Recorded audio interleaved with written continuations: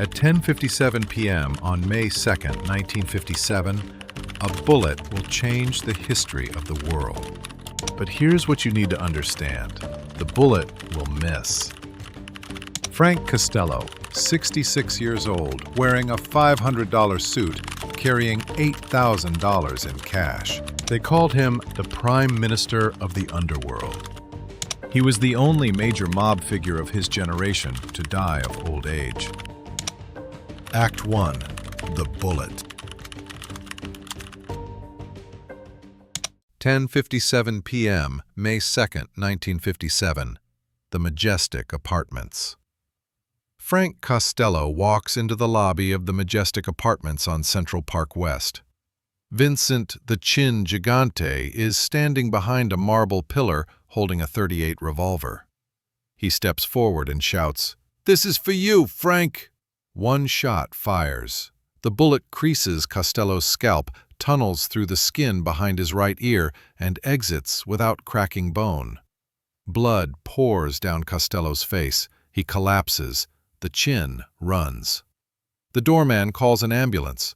Frank Costello will survive. But his empire won't. Because in Frank Costello's pocket, the police will find a slip of paper.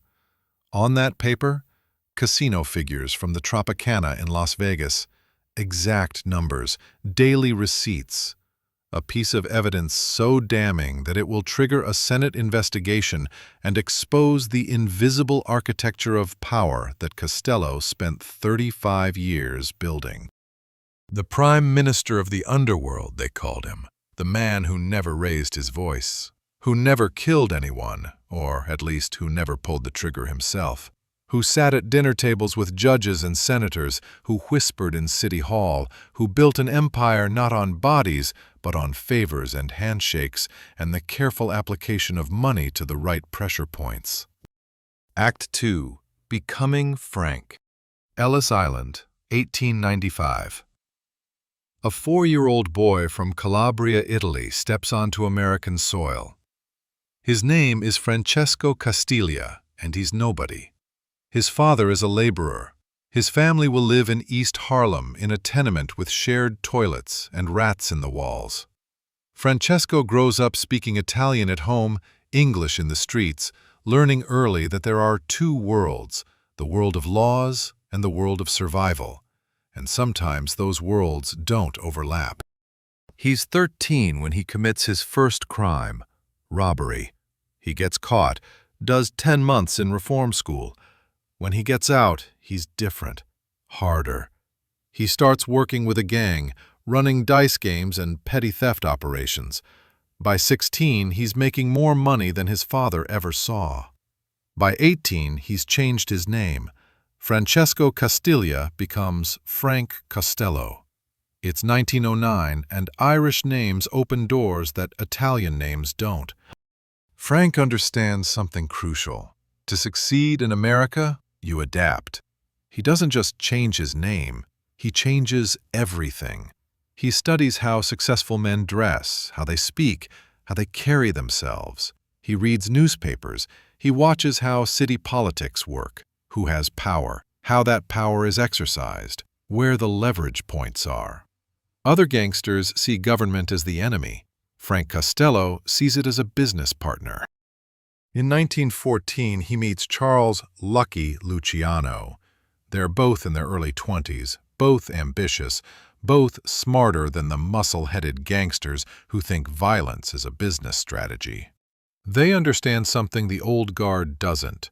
Prohibition is coming, and it's going to make them all rich beyond imagination. The Golden Years.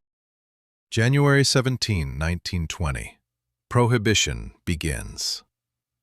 The 18th Amendment becomes law. Alcohol is now illegal. The demand doesn't disappear, it just goes underground. Frank Costello sees a gold mine, but he doesn't start by importing whiskey or running speakeasies. That's what amateurs do. Frank starts by building relationships. He partners with legitimate businessmen who own warehouses. He cultivates friendships with customs officials who can look the other way. He makes arrangements with police captains who need money for their retirement. He's not paying bribes. That's too crude. He's creating relationships, mutual dependencies. He learns everyone's pressure points, who needs money, who needs a favor, who has a mistress they want kept quiet, who has gambling debts. By 1922, Frank has a fleet of speedboats running whiskey from Canada. But he's not the one driving the boats. He's not the one unloading crates.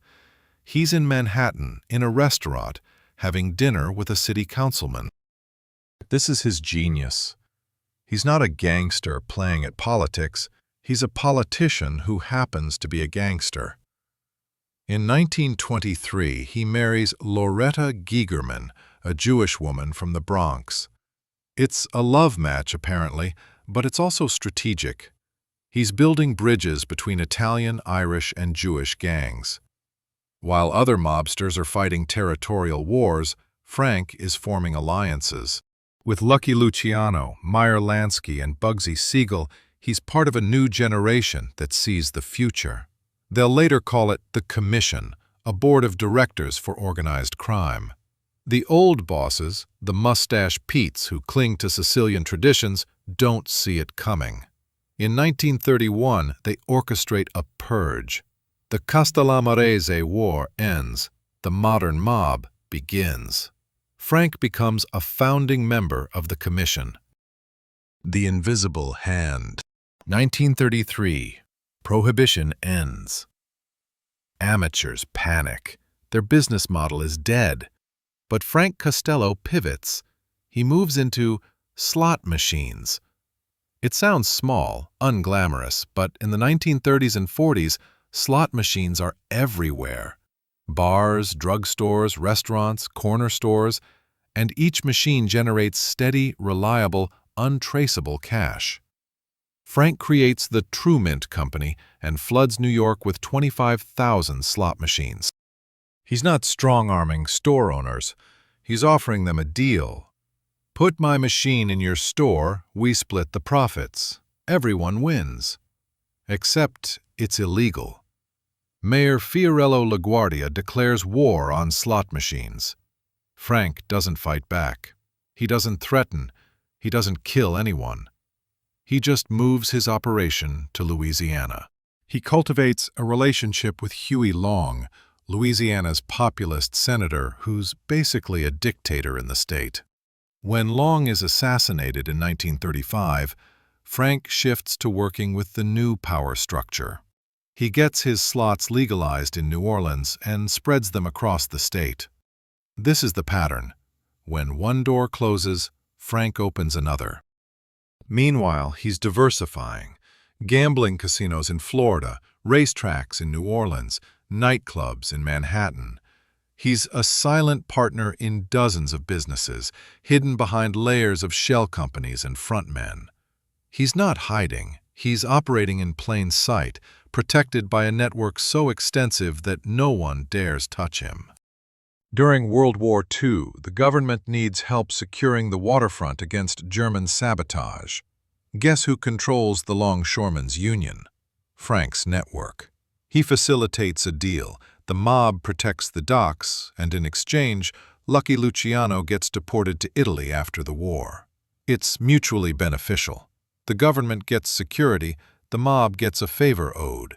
Nobody admits what happened, but everybody knows. By 1946, Frank Costello is effectively running the Luciano crime family, while Lucky is in exile. He's also running Tammany Hall.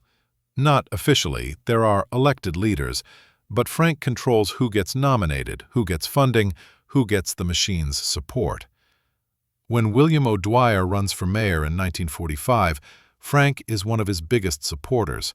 O'Dwyer wins. Suddenly, gambling raids decrease. Nobody can prove anything. Frank's too smart to leave evidence. But everyone in power knows, if you want something done in New York, you talk to Frank Costello. They call him the Prime Minister. He holds court at the Waldorf Astoria, has his hair cut at the barber shop inside the hotel, eats at the Copacabana, where he sits at a special table and politicians stop by to pay respects. Senators come to him, judges come to him.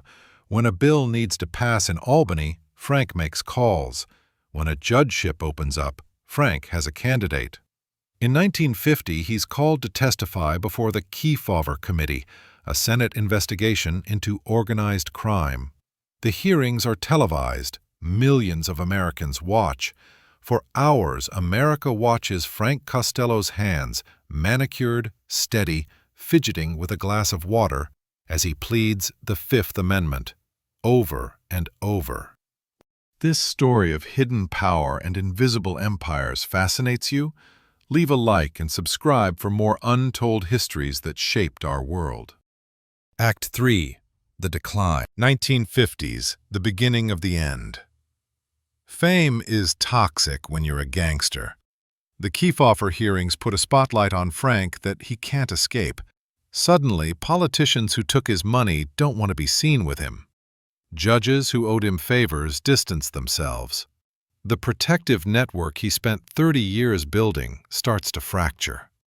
And worse, the young gangsters are getting impatient. Vito Genovese has been waiting for power. He's ambitious, ruthless, and he doesn't understand Frank's methods. Genovese sees Frank having dinner with politicians and thinks he's gone soft. He sees Frank negotiating and compromising and thinks he's weak. Genovese wants to go back to the old ways: intimidation, violence, territory controlled by fear. But first, he needs Frank gone. In 1956, Genovese starts making moves. He forms alliances. He promises younger soldiers a bigger cut. He whispers that Frank is over the hill, that the old man is holding everyone back. Frank knows it's coming. He's not stupid. He's survived decades by reading the room, by sensing when the wind changes. He knows Genovese is circling. But Frank has always won through politics, not violence. So he tries to negotiate. Maybe he can step back, become a consigliere, keep a piece of the action without being in charge. Genovese doesn't want compromise. He wants Frank dead. Which brings us back to May 2nd, 1957. Frank Costello is coming home from dinner at L'Aiglon, a French restaurant on East 55th Street. He enters the Majestic alone.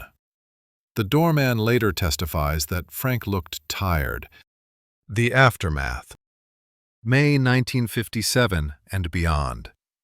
Frank survives, 23 stitches in his scalp.